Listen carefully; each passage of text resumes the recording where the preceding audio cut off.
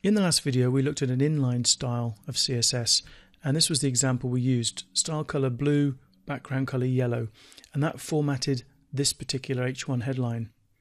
And the reason we would want to use that inline style is to make, say, one headline different from the others. This CSS down here is the default CSS for the page, and it turns the headlines red. So we see second, third and fourth headers are all red, but this one we wanted different, so we used an inline style to get that. The second type of CSS I want to show you is called an internal style sheet, and this could be used if a single page on your site has a different format, different layout, or a unique style. Let's say, for example, that one page on your site wanted all of the H1 headers to look like this, whereas on the rest of your site all of your H1 headers look like this. So you had one page where the H1 headers were different.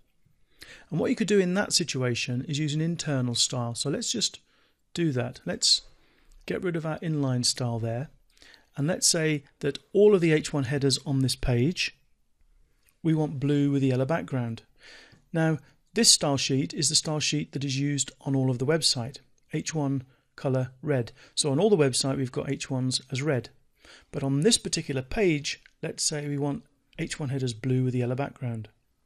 So to do this, the internal style sheet is placed in the head section of the HTML page. Here's the head section. At the moment this page only has a title.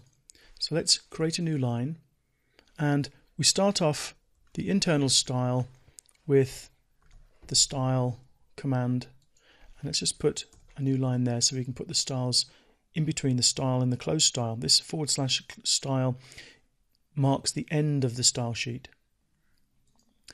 Right, let's start off by saying H1 curly brackets, and you can see the curly brackets are being closed for me as well. I'm going to put a line in there now, so I'm going to put the formatting options between the two curly brackets. The first thing, color blue. Now you can see the headlines have all changed blue. If we assume that on the rest of the website the site is using a style sheet where the headlines are coloured red, then we can see that this declaration up here of style colour as blue overrides that red colour. We can see that simply by removing